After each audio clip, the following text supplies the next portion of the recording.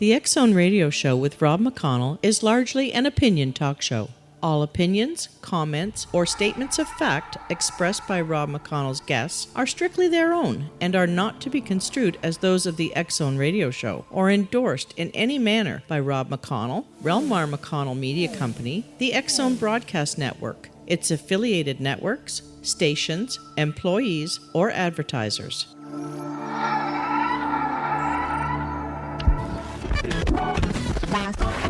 All Hit Radio.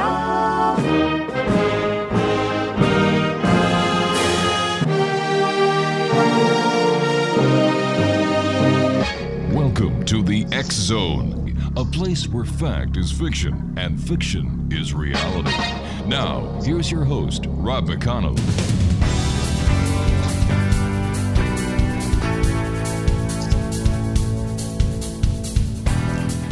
Welcome back, everyone. This is the X Zone. I am Rob McConnell, coming to you from our broadcast center in Hamilton, Ontario, Canada, on the X Zone Broadcast Network, Talkstar Radio Network, Mutual Broadcast Network, and iHeartRadio. If you'd like to send an email, xzone at xzoneradiotv.com, on all social media sites, X Zone Radio TV. And to find out about the great programming we have available for you 24/7, 365 on the X Zone Broadcast Network, visit www.xzbn.net. My guest this hour is Dahlia Schweitzer. She is a pop culture critic and writer, described by renowned author Toby Miller as one of the world's leading analysts of popular culture, and by Vogue as sexy, rebellious, and cool. Dahlia writes about film, television, music, gender, identity, and everything in between. Her work can be found across mainstream, academic, and emergent channels. The Baton Rouge-born novelist, chanteuse, and performance arts studied at the Wesleyan University, lived and worked in New York and Berlin, and moved to Los Angeles to complete her graduate work at the Art Center College of Design and the University of California, Los Angeles. Her forthcoming book, Going Viral, Zombies, Viruses, and the End of the World, explores depictions of pandemics and outbreak narratives in a contemporary American film and television setting. Joining me now is Dahlia Schweitzer. And Dahlia, welcome to the X Zone. Thank you so much. Listen, I have to ask you, what is it with people and vampires, dead people walking around, viruses, pandemics? What's with the end of the world? You mean why is it such a current fixation? Yeah. Well, I mean, this is one of the more complex questions that I unpack in the book, but a large part of it is just that either subconsciously or consciously, we feel like the world might end in our lifetime, and we want to know what that's going to look like. Another explanation that I have is that people are so fed up with the white noise of contemporary life, with the student loan payments and the credit card bill and your internet and keeping up with Instagram and Facebook and Twitter, that there's this kind of romantic notion of, wouldn't it be great if all of that was gone and all I had to worry about was surviving? Is this just another fad, another phase of society that we're going through? Well, I argue in my book that the outbreak narrative is what's called a film cycle. So unlike genres, which stay the same for decades upon decades, film cycles tend to have a shelf life of around 5 to 10 years, and then they have to get updated. And the fact that they get so routinely updated means that they're going to reflect what's happening off screen in a way that's much more contemporary than a genre film. Like a romantic comedy from 1940 could be remade almost identically in 2018. You just, add some cell phones and email and you're good. Whereas film cycles are very much these kind of like little mini baby genres. And so I do think that right now the fad, to use your word, is the post-apocalyptic outbreak narrative, which is this fixation with, what's the world going to look like when social order has collapsed. But I trace in my book that there are these three distinct kind of waves of the outbreak narrative. And so the first one is the one that really links globalization to spread of contagion. And then after 9/11, it was all about terrorists and terrorists spreading viral outbreaks. And now it's about, the zombies and the end of the world. How realistic, or how much possibility is there in any one of these other two? Because, the terrorist has taken place. We've seen the globalization taking place. There is a possibility of biological warfare. But when it comes to zombies being actually possible, where you see all these zombies walking around even in a post-apocalyptic war, isn't that just science fiction? Well, yes and no. It's science fiction in the sense that I don't envision people rising from the dead anytime soon. Mm-hmm.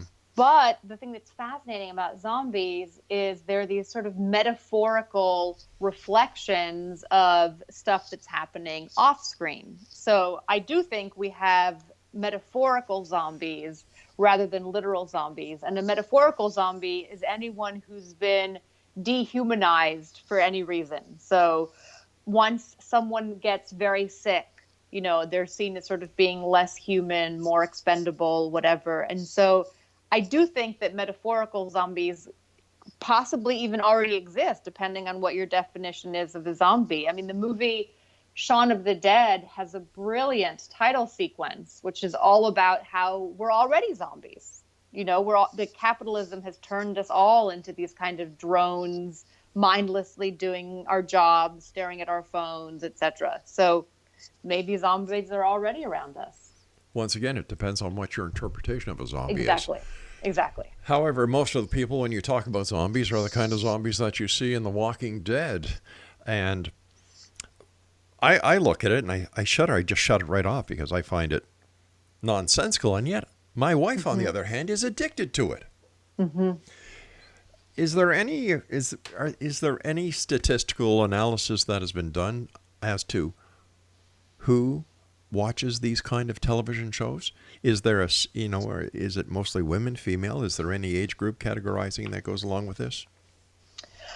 The most that I've read tends to favor kind of teenage boys, men in their sort of like early 20s and 30s as generally being the target audience for zombie movies.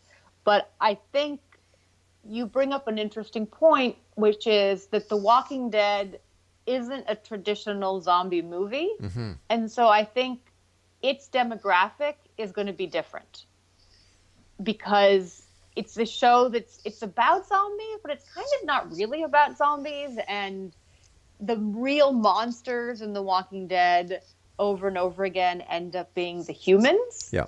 And then one of the sort of, subliminal or kind of like a sub-theme in the TV show is the blurring of the line between humans and zombies.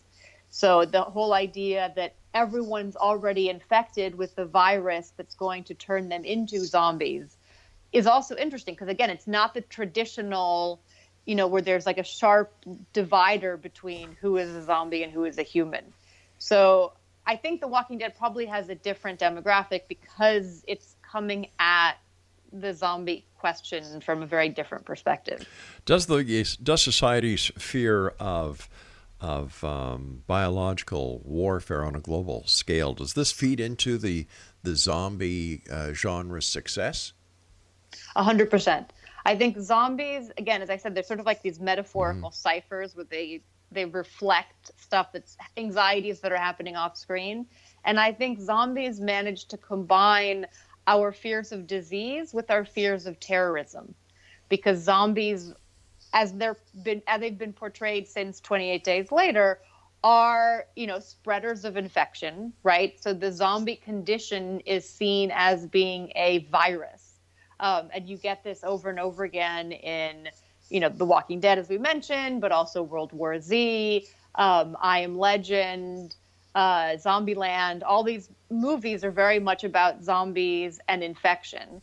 And then, of course, zombies are terrorists, right? Because terrorists don't follow any sort of rule of warfare, right? So the idea is, if there's a quote-unquote organized war, if there can be such a thing, it's going to be geographically contained and it'll be temporally contained. So like once the war is over, the war is over. But terrorism, just like contagion, doesn't follow any rules. So it can happen anywhere at any time. And so the zombie really manages to sort of combine both those fears into one package. So just tell me, should we be afraid of the possibility of worldwide pandemics and viruses? I argue that you should be a lot less afraid of that than some people in government or in medical organizations might want you to be. I think our fear of these sort of worldwide pandemics is being very intentionally cultivated by those who gain from our fear. You're far more likely to get heart disease, diabetes, fall in your bathtub, than any kind of horrific epidemic. All right, Dahlia, please stand by. You and I have to take our first break. At Exonation, if you'd like more information on Dahlia, her website is thisisdahlia.com, and also check out goingviralbook.com. And if you'd like to follow Dahlia on Facebook, facebook.com/whoisdahlia, and on Twitter, goingviral_book. I'll be back with Dahlia Schweitzer on the other side of this commercial break as we continue here in the X Zone from our broadcast center in Hamilton, Ontario, Canada.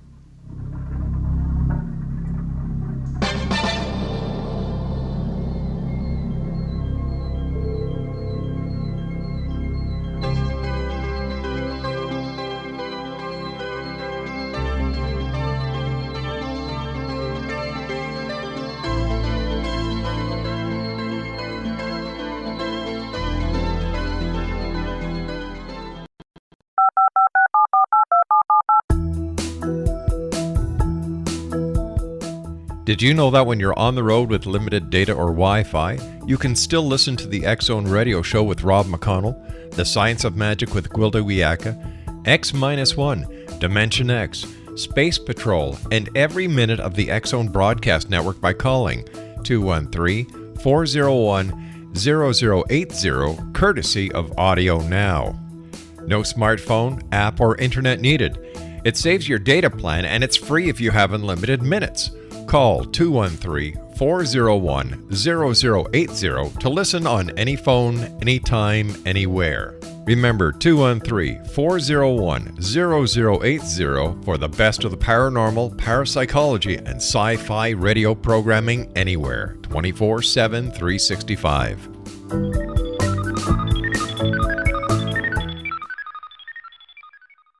You have heard of the X Zone? Now watch it on Simul TV. Plus 500 video games, live TV channels, free video on demand, worldwide, and more.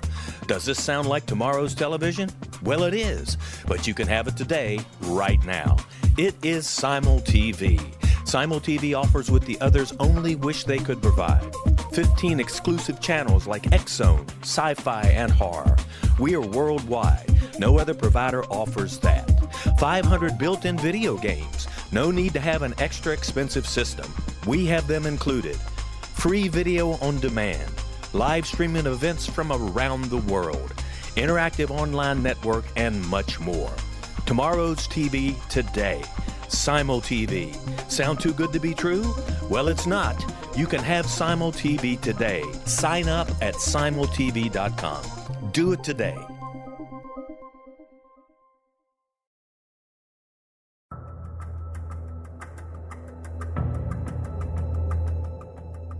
Modern Esoteric, Beyond Our Senses by Brad Olson, consummates the lifeology story about where humanity originates.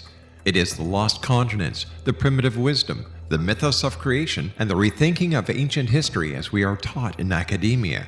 There is much more to the story than what we have been told.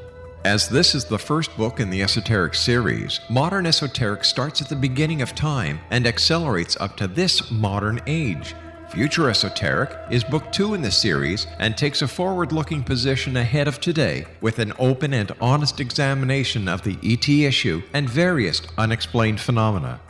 To discover the writings of author Brad Olson, visit www.bradolson.com. That's www.bradolson.com.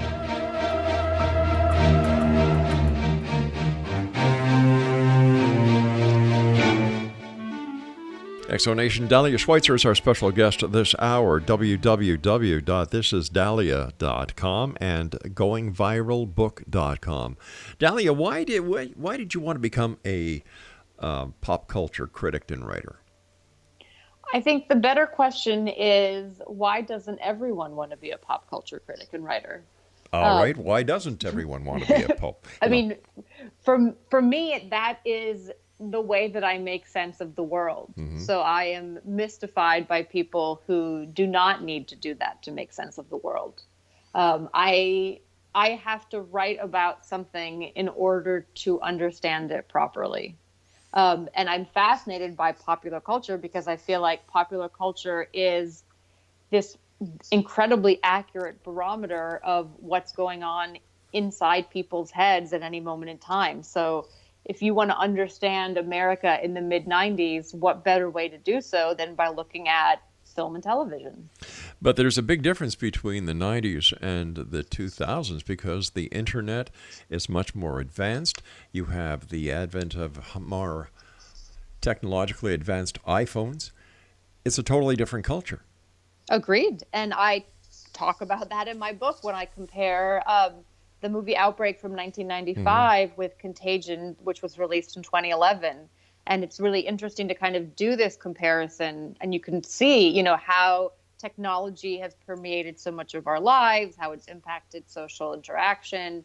Another interesting comparison that I do in my book is I look at the original Andromeda strain, which was released in 1971, and I compare it to the remake that was released in 2008.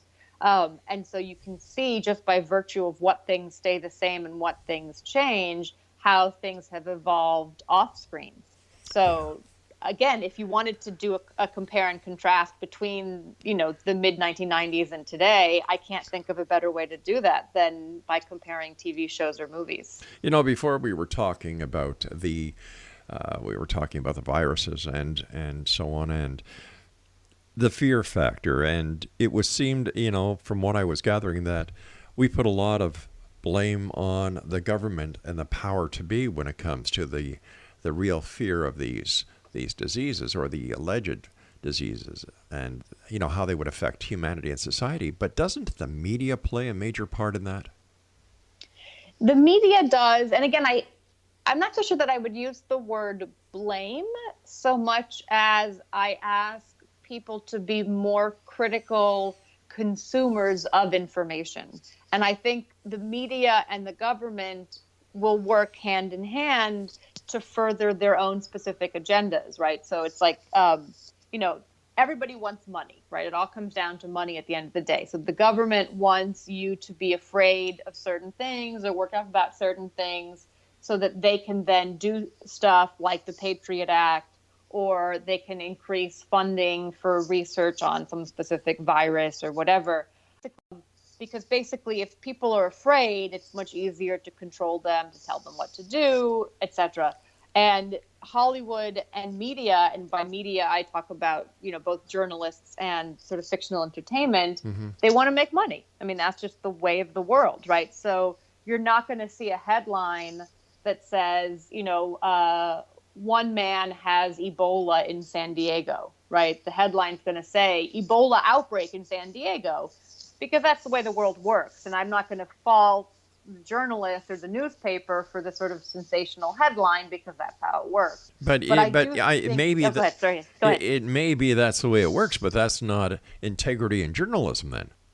Oh, for sure, of course. But I mean, I think looking for integrity in journalism these days is like looking for a needle in a haystack. But isn't that society's fault? Because society wants sensationalism. Society wants that thrill factor. And we all know that if it don't bleed, it don't lead when it comes to journalism. Yes. And that I do agree with you. And that I think that is, and you talked about how society has changed, now as a result of the internet. And I think that one backlash to that is that our attention spans are now minuscule, right? And so we need headlines, information that's even more sensational to catch our attention. And if there's an article that's too long, we're probably not going to read it. So we're going to get these very sort of miniature soundbite types of articles which are basically just going to give, the sensational facts without providing the true complexity of the issue. So what's the sense of doing it then? What's the sense of reading it? What's the sense of getting involved in the social media if it's nothing else but a bunch of bunk? Well, there are a lot of people who are saying, down with Facebook. Yeah, these I'm days. one of them. I think it's important to be discerning in where you get your news, and so I think it's important to take the responsibility as a consumer of news to make sure that the outlets that you visit provide you with the sort of complex nuance that some other outlets leave out. And the same would go with the news media. For example, if you want to hear President Trump get trashed 724, 365, just turn on CNN. I never watch news on TV because I feel like news on TV is always sort of, sound bites and overly sensationalized. Yep, that is so true. So how do we change things? Can we change things? Are we too involved? Has the computer industry taken control of our souls that we are stuck with them for the rest of eternity? Or does humanity have the ability to say, hey, I don't want this crap. I can live without it. Bang. The optimist in me hopes that at least some members of humanity can make that move, and it might just be as little as, again, don't get your news from Facebook. Learn to, do your own research to find nuanced information that might not be, the first available news source. And then I think, I'm as guilty of this as many other people, but I think it's also important to kind of unplug and just not get swept up in the echo chamber that the internet can be these days. There's a lot of conspiracy theories out there. There are. And my personal opinion of the internet is that it is the biggest septic tank that man has ever created because there's more crap in it than there is anything else. This is true. So when you've got all these conspiracy theories and some of the information is downright stupid, but people buy into it. I think that this goes back to we're losing our ability to think critically.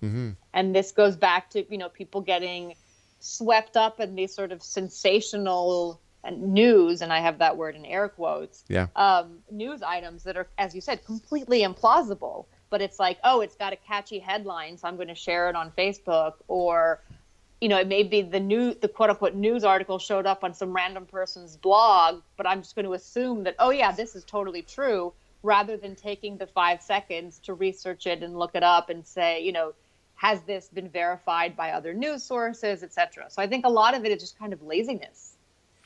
Based on the work that you do, what are some of the top conspiracy theories that are out there? I had an interview about a month ago with a host who firmly believed that zombies do exist, and we just don't know about it because the government is hiding it from us. So that was pretty amusing. And I also continue to be fascinated by 9/11 conspiracy theories. Do you really think it's possible that the government of the United States could actually hide or suppress all the evidence that would be necessary in order for this to be a fact instead of a conspiracy theory? Oh, not at all. Not at all. I just thought you were asking, which conspiracy theories do I find the most interesting? Not necessarily the ones that I believe. Okay. Well, what are the ones you believe then? That's a good question. I think one thing that I have learned from my research is to just be a little bit more skeptical about things the government is telling you that you should do, or that the Centers for Disease Control are telling you that you should do. This is not to say that, I'm against vaccinations for infants and all that. Like, I'm totally pro-vaccines. But I do kind of take a lot of stuff that our government says with a grain of salt. And I'm sure I'm going to get in hot water over this, but I have some very mixed feelings about the flu shot. Yeah, a lot of people do, and including my Yeah. wife, who is a nurse. So you're not alone. Oh, really? Yeah, that's right. That's right. Yeah. And what do they say? She said it's a bunch of bunk. That's what Right. she says. Yeah, she says, mind you, I myself, I get it, Right. and knock on wood, it certainly has helped me through the flu seasons. But you and I have to take another break at the bottom of the hour for the news. Super talking to you. Congratulations on a book and all the great work that you've done in getting this information compiled so that John Q. Public has a place where they can go and kind of get a reality check. Thank you. We'll be back on the other side of this break with our guest this hour, X Zone Nation, Dahlia Schweitzer, as we continue here in the X Zone from our broadcast center in Hamilton, Ontario, Canada. Now, for more information on Dahlia, visit thisisdahlia.com and goingviralbook.com. On Twitter, Twitter/goingviral_book, and on Facebook, facebook.com/whoisdahlia. I'll be back on the other side of this break. Don't go away.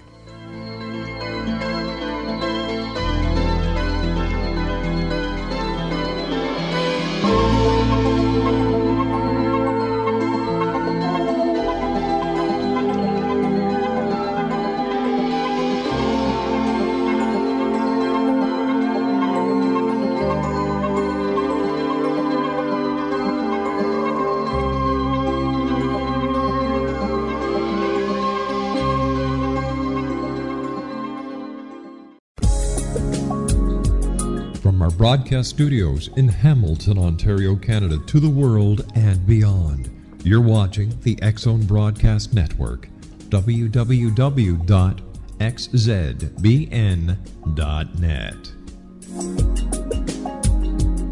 AVS Media Den.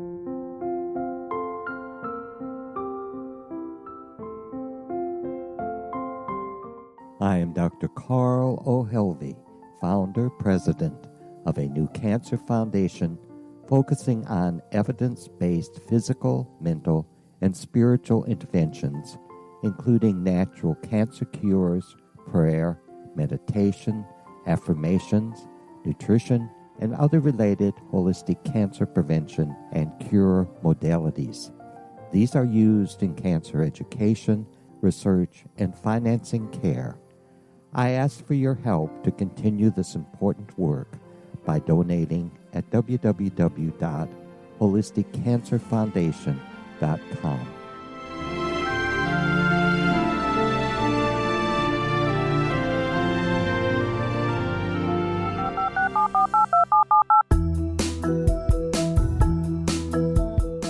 Did you know that when you're on the road with limited data or Wi-Fi, you can still listen to the X Zone radio show with Rob McConnell, The Science of Magic with Gwilda Wiyaka, X-1, Dimension X, Space Patrol, and every minute of the X Zone broadcast network by calling 213-401-0080, courtesy of Audio Now. No smartphone, app, or internet needed. It saves your data plan and it's free if you have unlimited minutes.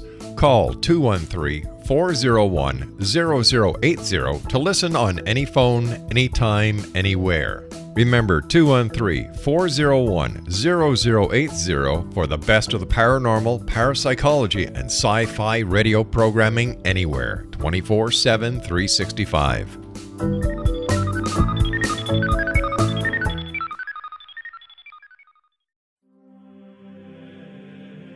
Rob McConnell here, presenting an overview for Nicholas Paul Jennings, author of a fascinating book, Amen. It presents facts revealed by Egyptologists, facts that enable us to understand why Amen is the beginning of creation of God.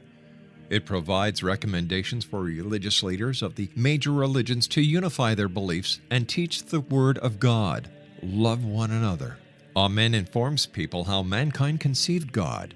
It was the Egyptians that developed the concepts of a soul, a hereafter, and Son of God. And finally, after the worship of many gods, they conceived the belief in one universal God, the maker of all there is. For more information, visit www.futureofgodamen.com. That's www.futureofgodamen.com.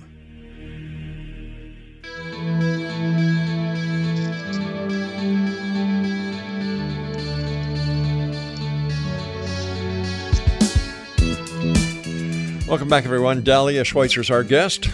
This is Dahlia.com. You know, we talked about the social implications or the social need for vampires. Is it the same need that is required when it comes to conspiracy theories, cover-ups, the shadow government, the New World Order, the puppets that manipulate Washington? I think actually that they're coming from different things. I think that we gravitate toward conspiracy theories because we like to believe that someone is in charge, that there is a plan, that horrible things are not happening just because somebody screwed up. I think there's a kind of a reassurance to thinking, you know, even if you don't know what it is, someone has a purpose and someone is, you know, moving toward that end goal. Whereas I think we like vampires and, did you say werewolves or just vampires and zombies? Well, let's throw werewolves in on the mix as well. That's a good idea. Okay. Yeah. I think, well, vampires and werewolves appeal because they're these sort of larger than life figures, right? They're sort of hypersexualized, they're strong, they're powerful. You know, it's like, whenever we feel like real life is so dull and ordinary, it's fun to imagine this kind of, you know, sexy vampire spanning decades, centuries, whatever. And I think, you know, werewolves similarly become this sort of, you know, larger than life, hyperhuman. I think zombies are in their own sort of unique category because unlike vampires and werewolves, zombies are less than human. Right. So whereas a vampire or a werewolf is like a human with something turned up to 11, the zombie is like what happens when there's no there, you know, when the human body has been stripped of soul, agency, identity, whatever word you want to use. You know, I've been doing shows on the paranormal now for 28 years, and there's such a common thread in all of this. People want to be sensationalized. They love to live in a world of fantasy. But how do they successfully separate the real world from the world of fantasy that they're creating that is now being put into virtual reality for them? I think that might become a larger and larger problem I think we already see fact and fiction blurring at an uncomfortable pace. Yep. So I think it does kind of become harder to separate and will continue to become harder to separate. But how do you think the new media is going to, you know, keep up with the thirst, the desire of the listeners, the viewers, the readers, and give them more and more and more and more? It has to come to an end somewhere, and when it does, what happens? Eventually it'll come to an end. I don't see that end anywhere in the near future. And I think what's going to happen is we just see these narratives unfolding on more and more platforms and becoming more and more interactive. You know, so we've got video games now that have bigger budgets than movies. We have, you know, games for your phone where you can fight a viral outbreak while you're standing in line at the bank. So I think this is just it's going to continue in that direction. It's going to continue to become more pervasive and more interactive. Based on the research that you have done, have you been able to do any correlation between the new media and the breakup of the family unit?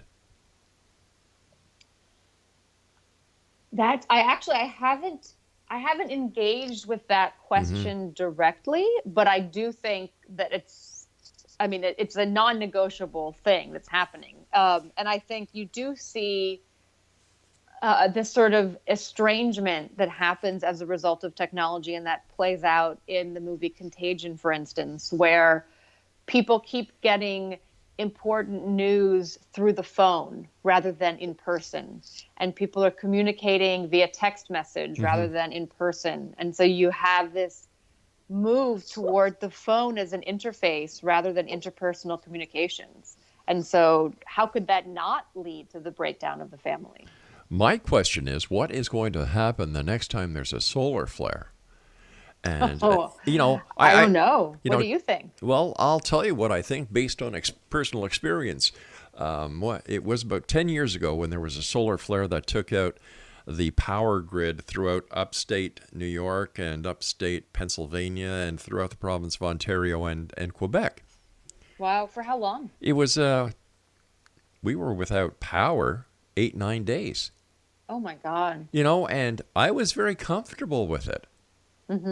Because number one, I always make sure we have copper lined telephones in the house. Rule number one. Wow, that is a good rule. That's rule number one. Number two, always be prepared. I was an old Boy Scout. You always be prepared. So I always make sure we have at least 1 month's worth of food and water put away. And you know what? Sure, you're going to lose the stuff in the fridge, in the freezer. But the thing is that it happens. Now, I myself do not use my cell phone as a part of my human body. So I don't. When it comes to the computers for doing the whatever I need, it's hardwired. So I don't depend on Wi-Fi, Bluetooth, and so on. However, our 6 children and our grandchildren went berserk. Yep. Like, how can you guys live? How can you survive? How do you cook? Well, very simple. We've got a barbecue in the backyard. We have a fireplace that burns wood. But what do you do for entertainment? Well, we talk and we do something called reading a book. And it's scary to see how the technology of today is going to be, in my opinion, worse than any pandemic could be. I agree. I mean, I think we're just starting to maybe realize the effects of all this technology. Yeah. And I know I'm horrified if I go to some kind of like a dinner party and everyone under the age of 10 is glued to their phone throughout the entire dinner. Oh, doesn't that just drive you crazy? Crazy. And everyone walking down the street, staring at their phones. And then it's like the panic where it's like, oh my God, I don't have my phone. I left it in my car. I've got to run and go get it. I'm hysterical. I think, as you said, they've become parts of our body, which is really terrifying. What we do here at home is we have when you come into the foyer, there's a basket that says, please put your cell phones here. Wow, that's great. And people say, well, why? Well, did you come here to see us or to use your phone? Right. And we go out to restaurants, my wife and I, our kids and grandchildren, they have their own little things to do. We're, thankfully, the nest is empty. You go to restaurants and you see families all with their phones. Yeah. There must be something that is an indicator to society that this is a meltdown. This is a disease itself. Yeah, I mean that's again. I refer back to the title sequence for Shaun of the Dead, which really just skewers how zombified we are in our day-to-day life. Staring at our screens, glazed eyes. I mean, it's horrible. Yeah, it certainly is. What is your favorite TV show? Oh, wow. I love TV. I don't know if I have a specific favorite. I do know that I was very sad when The Good Wife ended. I loved that show. I do get a thrill from Scandal. And I'm a little bit hesitant to watch the most recent episode. What else do I like? I kind of like trashy shows sometimes. Like it's like, just to take my mind off things. So I like to watch things that have nothing to do with zombies. And then I'll watch things like Pretty Little Liars. Because it just kind of, it's hard for me to turn my brain off. And so TV is one of the few things that can do that, for better and for worse. So that's your chill out time. Yes, 100%. Law and Order SVU is like, there's a great show. When I'm stressed out, it's like I just need to see Olivia Benson save the day and I'll feel better. Hey, my kind of lady. I love those kind of shows. Law and Order, just great shows. Yes. But TV has totally changed. It's, I'm sorry. I'm an ex-cop. I know that crime isn't solved in 22 minutes or 44 minutes. I know for a fact that the crime lab in Miami-Dade is nothing like it is on TV. And even in these shows, you have the air of fantasy that is installed. There's always a good guy, bad guy. And in most of the shows, the good guy always wins. Let's talk more on the other side of this break as Dahlia Schweitzer and I continue and wrap up this hour here in the X Zone from our broadcast center in Hamilton, Ontario, Canada.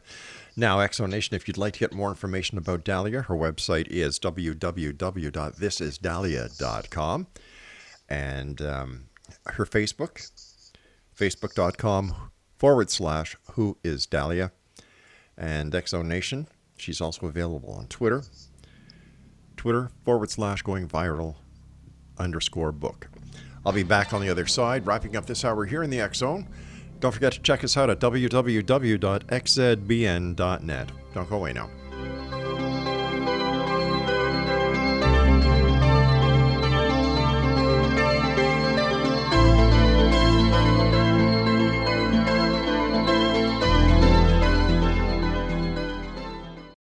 You have heard of the X Zone? Now watch it on Simul TV, plus 500 video games, live TV channels, free video on demand, worldwide, and more.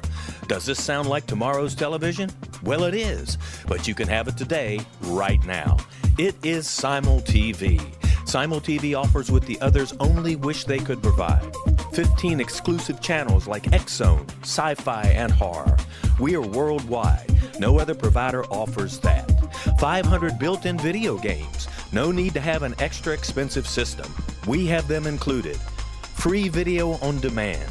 Live streaming events from around the world. Interactive online network, and much more. Tomorrow's TV today. Simul TV. Sound too good to be true? Well, it's not. You can have Simul TV today. Sign up at simultv.com. Do it today.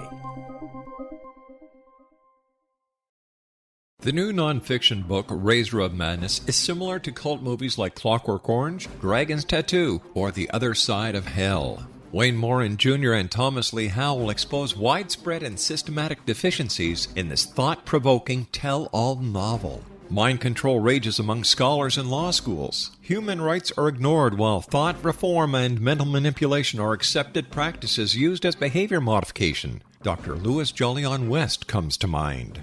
Media and public scrutiny shows that United States mental hospitals are in fact destructive murder industries. Razor of Madness expose novel details this epidemic through an in-depth professional and personal investigation. For decades, there has been a revolving door policy that still releases killers and pedophiles back into society. The maestro of mind control continues to haunt America to this very day. Razor of Madness is available in paperback or as a downloadable ebook at Amazon.com. I'm William S. Peckham. If you enjoy a good mystery with a touch of the paranormal, then you'll love my novel, From Out of the Woodwork. It's the story of a young Toronto contractor, Sean Kennedy, who buys derelict homes, guts them, and turns them into multifamily dwellings. Slums just waiting to happen. When Sean buys 29 Livery Lane, the house fights back. Former owners unexpectedly come out of the woodwork as he starts the destruction.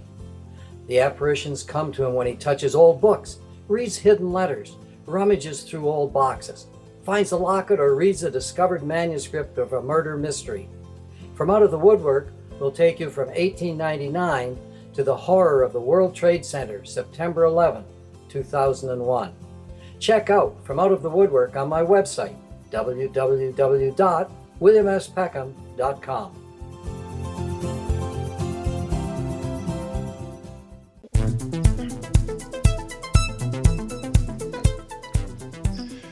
All right, Exonation, this is the deal. From 28 days later to 24 to The Walking Dead, movies, TV shows, and books are filled with zombies, viruses, bioengineered,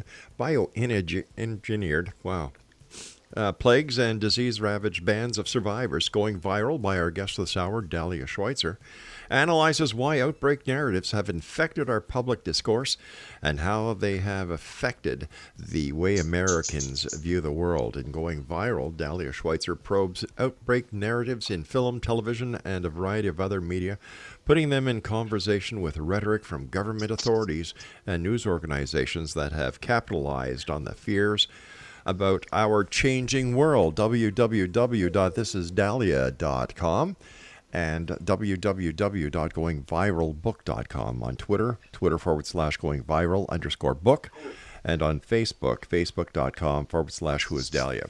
First of all, Dahlia, thanks so much for joining us tonight. It's been a great pleasure speaking to you. Thank you for having me. I wish you much success. It's about time somebody became the guardian of the media, and that's what we're going to title you as. You've got quite a few events coming up. I do, and I had, yes. So where not enough. Not enough. So where are you going to be that where maybe some of our listeners might have the opportunity of dropping in and hearing and seeing you? Unfortunately, I think most things have passed. Oh, that's for true. in-person appearances. But of course, I will update my Facebook when things get booked. But I know that I will continue to have interviews and podcasts and things like that. So the best way to sort of keep up with what's going on is to just follow me on Facebook, and then you will be alerted. How has Going Viral, Zombies, Viruses, and the End of the World, how has this project affected you? It's made me wash my hands a lot more, and it's made me refuse to touch elevator buttons or use public water fountains. So if you get in an elevator, how do you push the buttons? You use your elbow, or you use the side of your hand, or you cover your hand with your sleeve. So working on 4 years of studying viruses and contagion makes you hyper aware of shared public surfaces. What do you see in the future for the media and society and social networks? Well, I think this goes back to what we were talking about with the increasing pervasion of technology into our lives, and also just how interactive things have become, leading to this kind of blurring between fact and fiction. And I feel like it's probably going to get worse. I mean, I'm sort of hoping that Google Glasses never become a thing, but I feel like maybe people are going to get the Bluetooth installed in their body. Like, I think that we've seen that in sci-fi movies, and it doesn't seem too far of a stretch to imagine that. So I feel like technology is going to become even more pervasive, and I feel like that's going to be a bad thing. Over the years, we've done many shows where people believe that Big Brother has taken control of us. And I've first of all, my answer to them, well, if you've got nothing to hide, you've got nothing to fear. I agree. But they say, well, you're buying into the government's conspiracy. There is no conspiracy. Well, I would never do anything to give them the upper edge. And I said, well, do you ever go to the gas station? Well, yeah. Do you use your credit card? Yeah. Bingo. Do you go out of the country and use your passport? Oh, yeah, of course. Bingo. So people really don't have a sense of reality when it comes to certain conspiracies, certain alleged cover-ups. I agree with you on that, and I also feel like if Big Brother is watching, we are actively enabling that kind of watching. That's right. And I mean, all the like, I don't want an Alexa in my home listening to everything that I say. And I've got nothing to hide. My life is totally boring. But it's like, I don't see the need to surround myself with all these microphones and listening devices. And it's like, that stuff just kind of weirds me out. What's your opinion on what has been happening with Facebook recently? I continue to be shocked at other people's shock, if that makes sense. I mean, I am careful with what information I put on Facebook.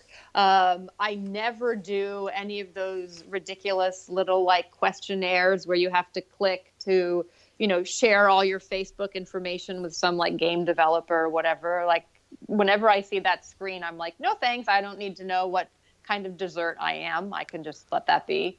So I feel like everything that I put online, I don't really care. I mean, I prefer not to have everything be public, but I also don't assume that anything that's online is private, if that makes sense. Why do you think so many people believe that other people are really interested about what their supper looks like, what their breakfast looks like, what restaurant they're eating in? Does that make any sense to you? That is the $1 million question. No. And something I've noticed with Facebook recently is that there are a lot more ads on Facebook. You just can't get away from the ads. They're all targeted. Yeah. No, I think all that stuff should be kept at arm's length. I agree. But we've opened up Pandora's box. We've let the monster out. Exactly. And we directly engage with the monster every day. We welcome the monster into our home. What's your next project going to be, Dahlia? My next project looks at the private detective in Los Angeles and how that character has evolved through film, television, and literature, and also the importance of Los Angeles as a place to the private detective. And when is that going to be out? That sounds like a fascinating book. That'll be out in 2019. I'm just doing the final edits on it this weekend and next week, and then it goes off into production. Wow, love it. The old gumshoes, right? Exactly, 100%. Yeah, so we look at, or I look at LA Confidential, Raymond Chandler, The Big Sleep, Devil in a Blue Dress, all those narratives. Yeah, there used to be a time when there were a lot of police and detective shows on television, and they've seemed to gone on the bye-bye, opening up for all these so-called reality TV shows. Or they've been morphed into a team, and that's where you get things like Criminal Minds or CSI, that kind of show where it's like a team of people working together to solve crimes. But yeah, it's hard to find the sort of the private detective. Other than there's the series on Amazon, which I have yet to watch, called Bosch. Have you watched that? No, I haven't. No. Yeah, I'm curious to check that one out.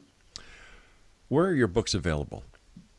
My books should be available at every bookstore and online book retailer. If your local bookshop doesn't have a copy, they should easily be able to order it. And Dahlia, what are your final thoughts for the X-Zone Nation tonight?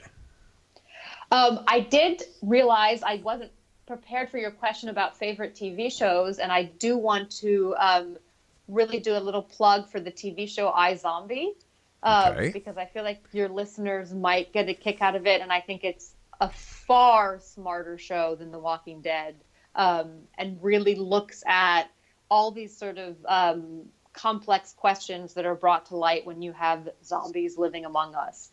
So I plug iZombie for your listeners. iZombie. All right, I'm going to have to let my wife know about that one if she doesn't know about it already. 1 through 3 are on Netflix, or at least they are in the States. So I feel like it should be fairly easy to catch up. With Netflix and Amazon Prime, how do you think that they are going to be changing the media scene? Well, there's going to be much more competition because they are all about creating original content. So Amazon, Hulu, and Netflix are no longer just going to be these platforms for sharing content that other people have created. Now they're direct competitors with networks like CBS, NBC, ABC. So it's really diversifying the playing field. Speaking about Amazon, do you think Amazon is getting too powerful for its own good? That's actually a good question. And full disclosure, I am an Amazon Prime member, and love the luxury of not having to run errands in person. But I also lament the rise of these insanely powerful corporations, and I do think that it's probably doing a lot of bad things for our economy, as well as it's putting a lot of people out of work. Yes, well, exactly, Yeah. right. Yeah, so I mean, I do love the local shops, and I try to patronize them whenever I can. I just also detest running errands. Who doesn't, my dear? Who doesn't? Dahlia, I will thank you so much for joining us. I wish you much continued success. And if we could have the opportunity of having you back on the show when your new book comes out, we would love to have it. I would love to be on it. Dahlia, take care of yourself. And Exonation, if you'd like more information about our guest this hour, Dahlia Schweitzer, here it is. Make sure you take all these notes down, okay, guys? I'll give you a second to get your pencil and paper. Da-da-da-da-da. All right, time's up. Here's her websites, www.thisisdahlia.com. That's www.thisisdahlia.com. www.goingviralbook.com. On Twitter, Twitter/goingviral_book. Facebook, facebook.com/whoisdahlia. And her books are available at bookstores, Target, Amazon, and everywhere else that fine books are sold, online and brick and mortar. We'll be back on the other side of the news as we continue here in the X Zone from our broadcast center in Hamilton, Ontario, Canada. My name is Rob McConnell. Don't go away, and I love dogs.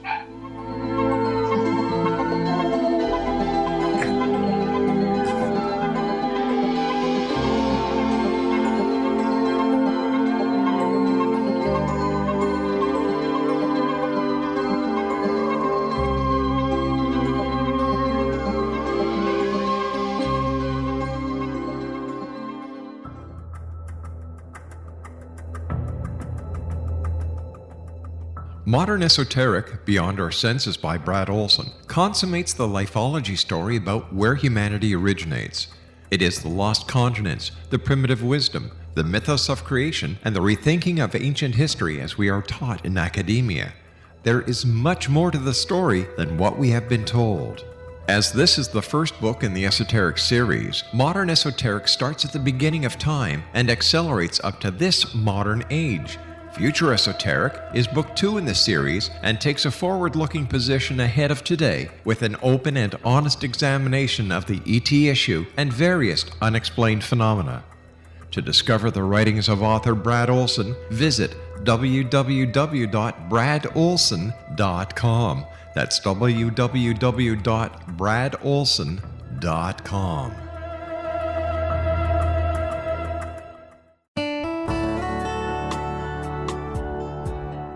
Are you or is someone you know struggling with addictions, depression, anxiety, relationships, low self-esteem, lack of confidence, grief, success, and prosperity?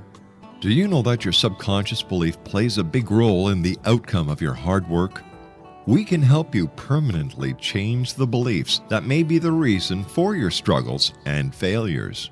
We care about getting you the return on your investment and the results you are looking for. We can help you be free of the limitations of your past and in realizing your highest potential. We work with people by phone and Skype. For more information, visit us at www.ritasoman.com. That's www.ritasoman.com.